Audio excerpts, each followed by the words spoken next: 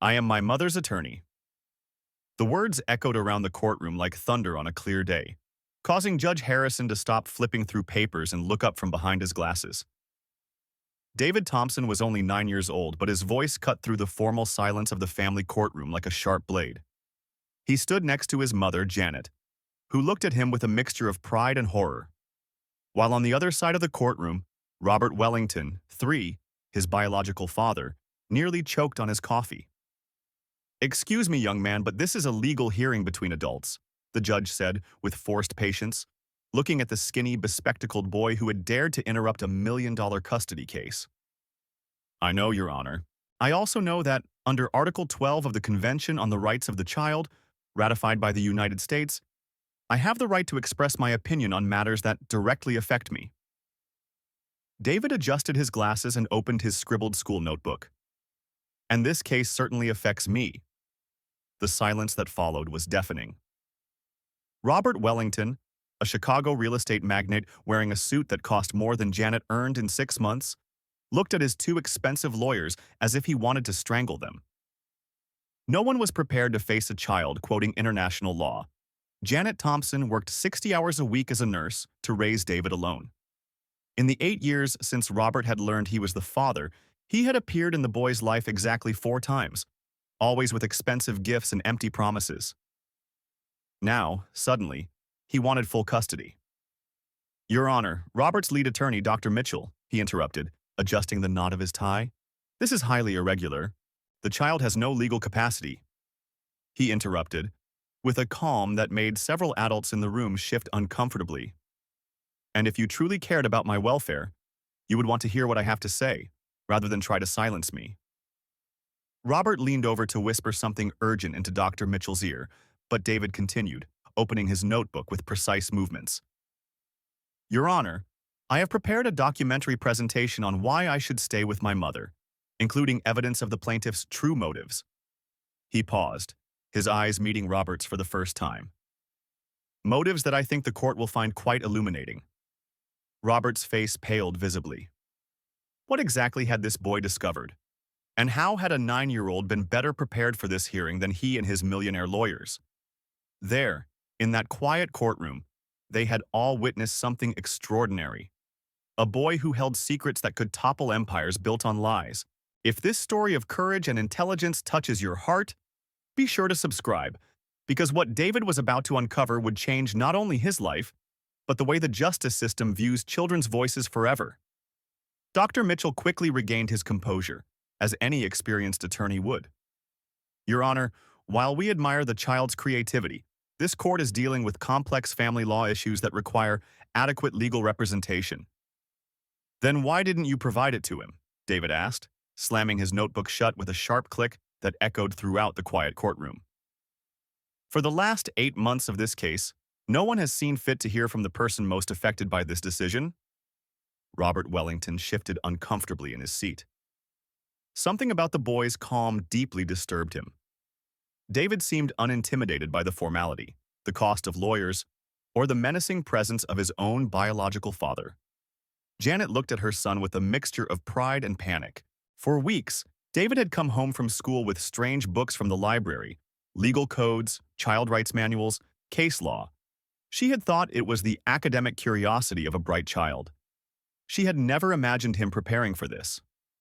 "Your Honor," Dr. Mitchell continued, "my client, Robert Wellington, seeks custody because he is genuinely concerned about his son's welfare. Ms. Thompson, while well-intentioned, simply does not have the resources to provide the educational and social opportunities that a gifted child like David deserves."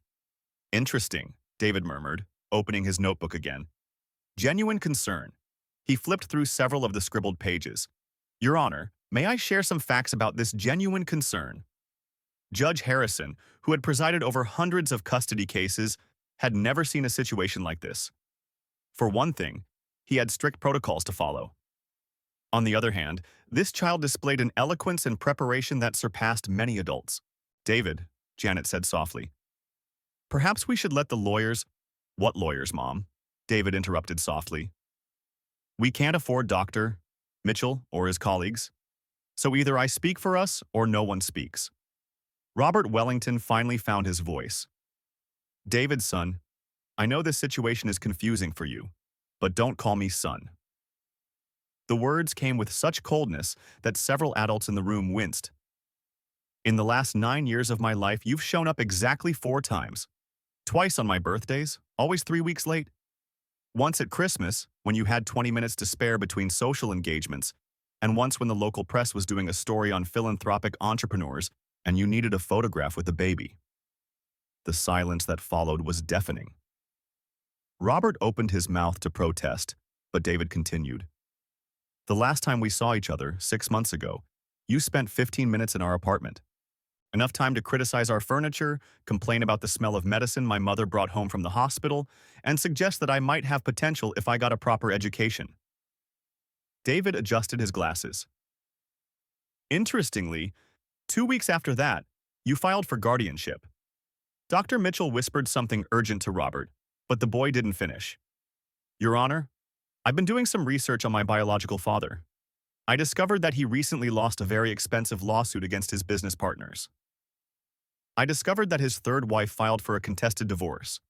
And I discovered something very interesting about a trust fund set up by my late paternal grandmother.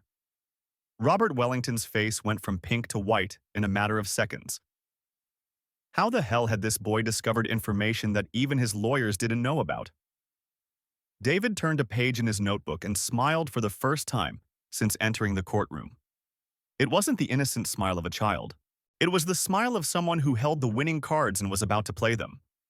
But before we talk about inheritance and financial motives, David said, closing his notebook again, how about we discuss why a man who has never shown any genuine interest in being a father has suddenly developed such a strong paternal instinct? Robert Wellington was visibly sweating, and his expensive lawyers looked completely at a loss. None of them were prepared to face a child who apparently knew more about their client's financial situation than they did. What exactly had this 9-year-old discovered during his afternoon visits to the library?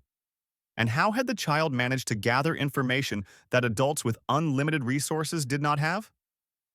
Judge Harrison leaned forward, his judicial curiosity clearly piqued. In 30 years on the bench, he had never seen such an articulate child in his courtroom. David, you mentioned evidence. What evidence could a 9-year-old collect?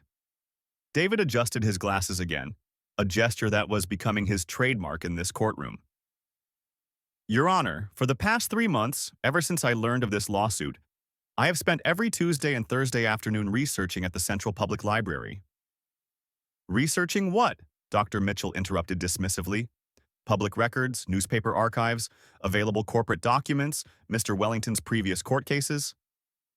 David opened a new section of his notebook. The head librarian, Ms. Rodriguez, has a master's degree in information science and taught me how to access basic legal databases. Janet looked at her son in surprise. For months, David had said he was doing this for a special project at the library. She had never imagined the project was about saving her family. Robert Wellington finally exploded. This is ridiculous. A 9-year-old boy digging into my personal life like some kind of private detective. Public information, sir, David corrected calmly. It's perfectly legal and available to any American citizen, regardless of age. Mrs. Rodriguez has become much more than just a librarian to David. When he first showed up asking how the family courts worked, she quickly realized it wasn't academic curiosity. It was desperation masquerading as determination. This boy has been coming here religiously for 3 months, she told Janet last week when she finally called, concerned. He reads legal codes the way other kids read comic books. He's learning too fast to be normal. David continued his presentation methodically. I discovered that in the last 18 months, Mr. Wellington has faced 3 significant lawsuits. He lost a $2.3 million settlement with former partners of Wellington Industries. His current wife, his third, filed for divorce on the grounds of irreconcilable differences, the legal code, because he was hiding money from me. Robert's face flushed with anger. How dare you? And what's more interesting, David interrupted, methodically turning the pages, I discovered that my late paternal grandmother, Eleanor Wellington, set up a trust fund of $1,700,000 specifically for me, available only when I turned 18 or when my biological father gained full legal custody. The silence in the courtroom was absolute. Dr. Mitchell whispered something urgently to Robert, who ignored him completely. Your Honor, that's not a coincidence, David continued. My grandmother died when I was 2 years old. For 7 years, Mr. Wellington had never mentioned my existence to her, never brought me to see her, never let her know she had a grandson. Janet remembered that well. Robert had been adamant. My family must not know about it, referring to his own son as it.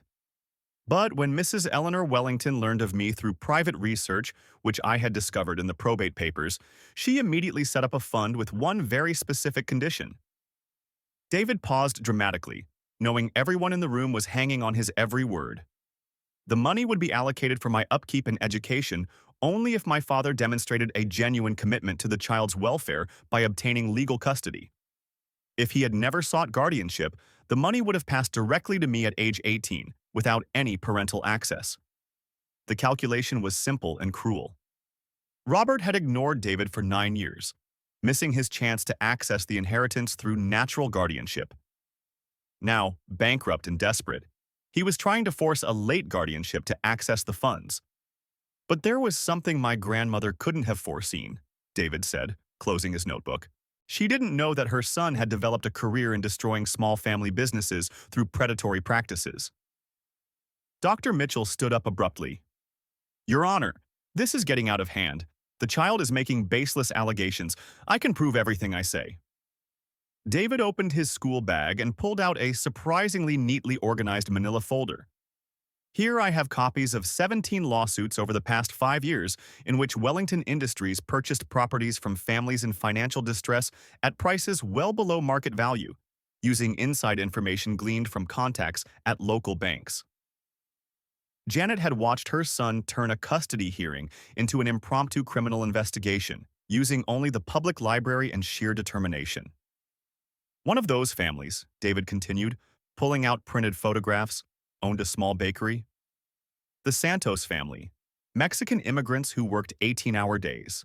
Mr. Wellington had learned from a friend at the bank that they were 3 months behind on their loan due to the emergency hospitalization of their youngest son. Robert Wellington was already sweating visibly. That is irrelevant. That is absolutely relevant, David interrupted, because it shows a pattern. A man who preys on vulnerable families for financial gain. And now he is trying to prey on his own vulnerable family for the same reason. Judge Harrison leafed through the documents David had produced. His expression grew increasingly serious. Where did you get this information, David? Public court records, local newspaper archives, incorporation documents available on a government database? David listed each source carefully. Mrs. Rodriguez taught me that the truth is almost always out there. We just have to know where to look. Dr. Mitchell made one last attempt. Your Honor, even if these allegations were true, which we do not admit, they do not change the fact that my client can provide the best educational opportunities for a child. David smiled. Not the innocent smile of a child, but the calculating smile of a man who has saved his strongest card for last. About education, he said, opening the last section of the notebook. May I share something interesting about Mr. Wellington's plans for my education? It was then that Robert Wellington fully realized that he had underestimated. His 9-year-old son wasn't just smart, he was strategic, and he had uncovered secrets that even his own lawyers didn't know. What exactly had David learned about Robert's true plans for his education? And how had a child built a stronger case than millionaire lawyers using only a public library and the help of a dedicated librarian? In the quiet courtroom, everyone waited for the final revelation, which promised to be even more devastating than anything they had heard so far. About education, David repeated, opening the last section of his notebook with the precision of a surgeon. I would like to share Mr. Wellington's true educational plans with me. Robert Wellington swallowed, his eyes darting nervously between his lawyer and the boy who had become his worst nightmare. During one of my 4 visits to see him over the past 9 years, David continued methodically, I overheard a very interesting telephone conversation. Mr. Wellington was talking to someone about resolving a problem with a child after he had won custody. Dr. Mitchell stood up again abruptly.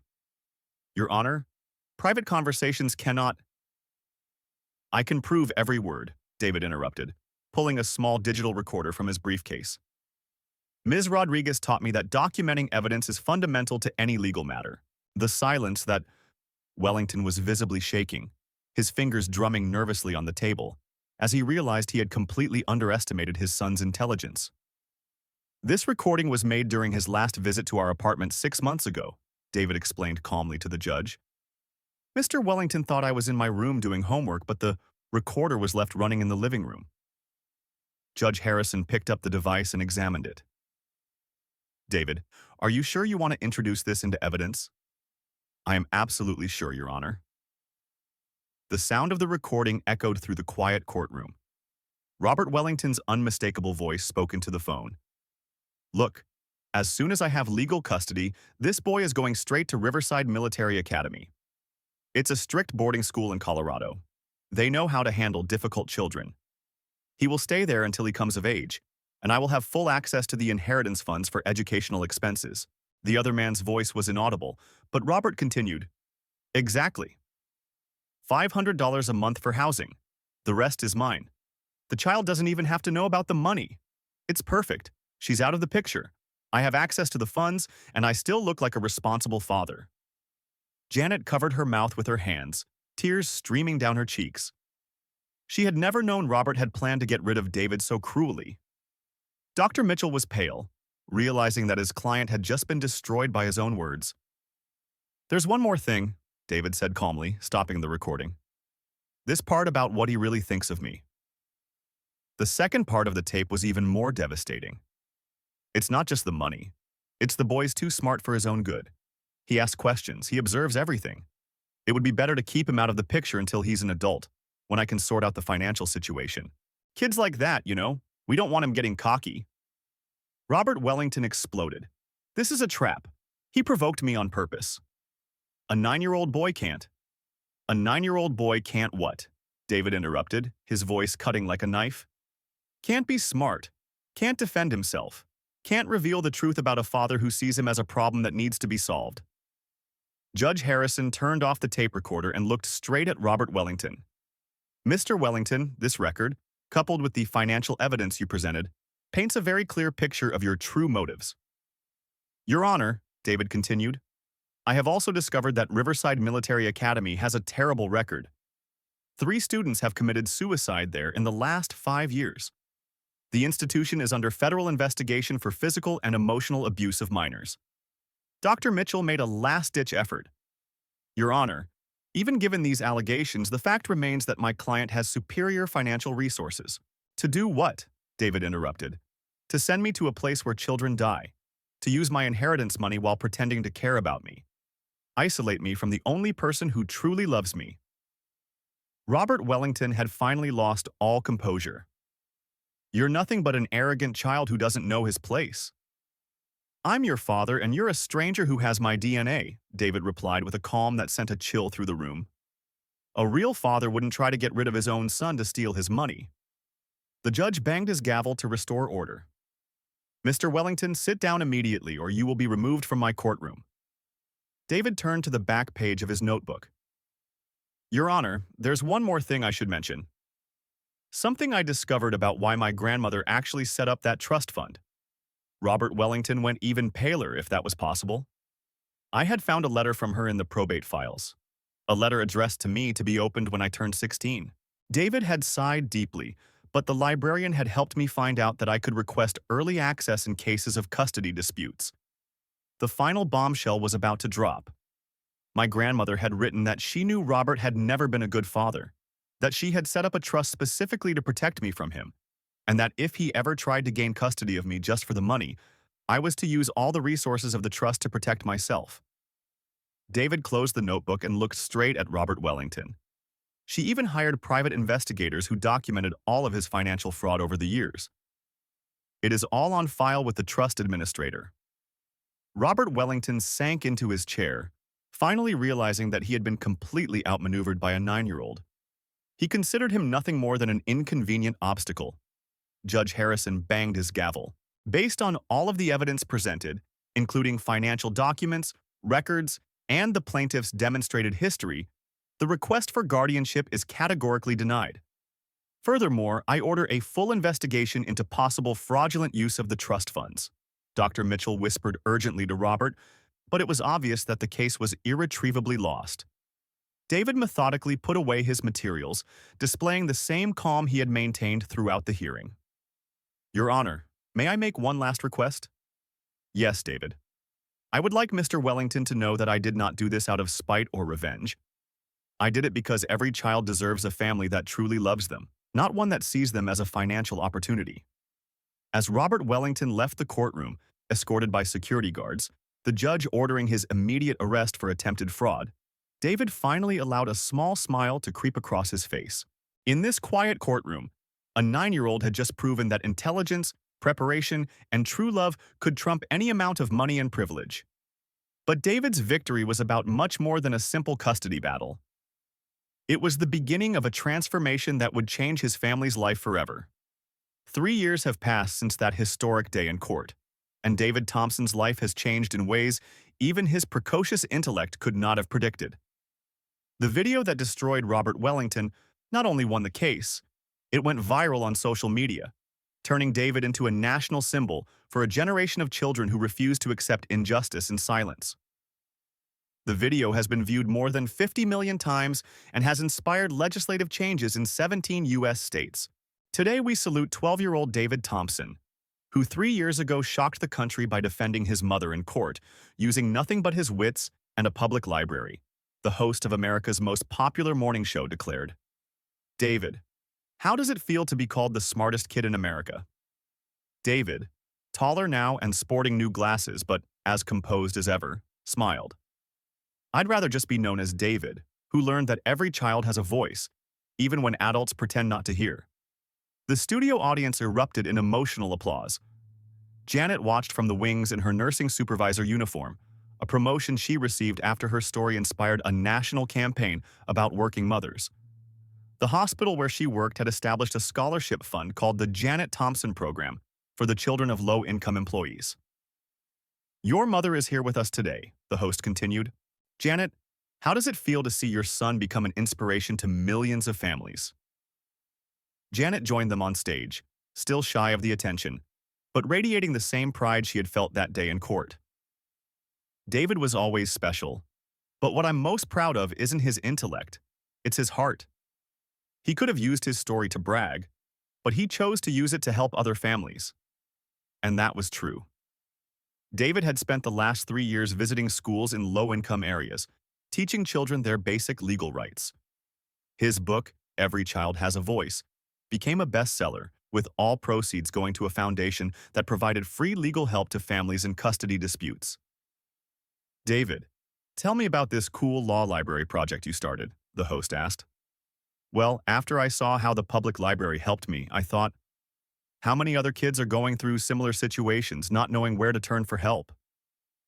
David adjusted his glasses, a gesture that became his trademark. "We set up little sections in 1,200 public libraries with books on children's rights in plain language, as well as computers with free access to basic legal resources."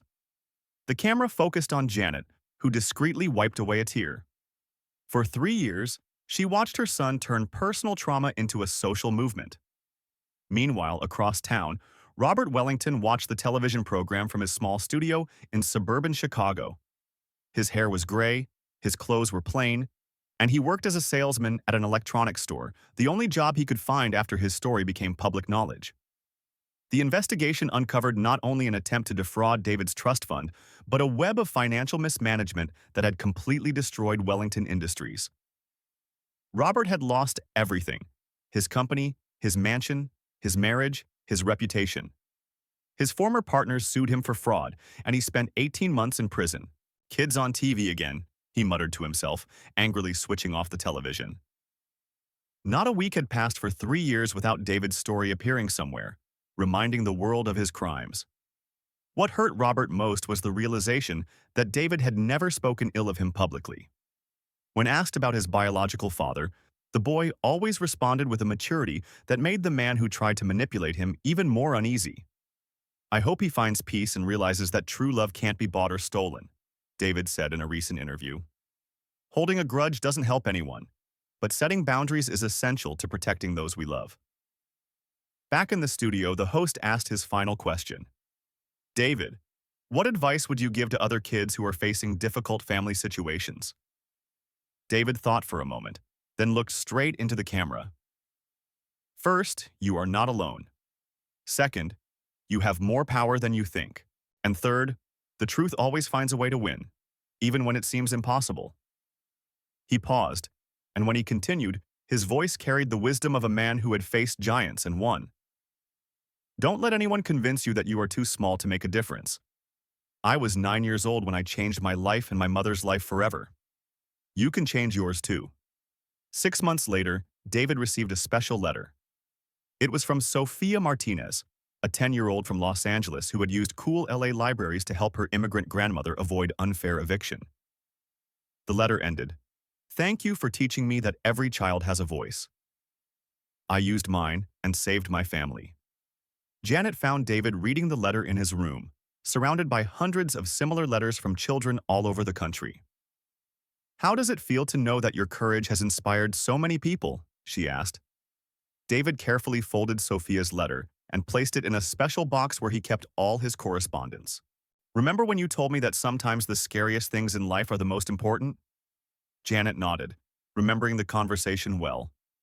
"I think I understand now. If Robert Wellington had never tried to separate us, I would never have known that a child can change the world when adults stop underestimating him." That same day, David received a call that changed his life again. Harvard University was offering a full scholarship to a special program in law and social justice. The first of its kind, created specifically for students who had demonstrated exceptional social leadership before age 16. "Do you accept?" Janet asked after David hung up. "I accept, on one condition," David smiled. "I want to use my education to create a legal system that protects all children, not just those lucky enough to be smart enough to protect themselves." Years later, when David Thompson became the youngest lawyer admitted to practice at age 16, his first case was suing the education system for failing to teach children's basic rights in public schools. He won, setting a precedent that made a law degree mandatory for all American students. Robert Wellington never recovered from his fall. Living modestly and working jobs that barely covered his expenses, he sometimes found himself thinking about the extraordinary son he had lost to greed. In moments of self-honesty, he recognized that David had become the man he could never be. David Thompson's story proved that true strength comes not from money or connections, but from a combination of intelligence, courage, and unconditional love. A 9-year-old boy had defeated a corrupt system using nothing more than a public library, unwavering determination, and the transformative power of truth. David learned that when you fight for what's right, the universe works in your favor. Robert Wellington learned that underestimating a determined child can be the most expensive mistake of your life. And millions of children around the world learned that their voices matter, that their rights are real, and that you're never too young to fight for justice. David's greatest revenge wasn't destroying Robert Wellington. It was creating a legacy that would save thousands of families from the same injustices he faced. If this story of courage and determination inspires you, be sure to subscribe to the channel for more stories that prove that sometimes the most unexpected heroes are those the world continues to underestimate.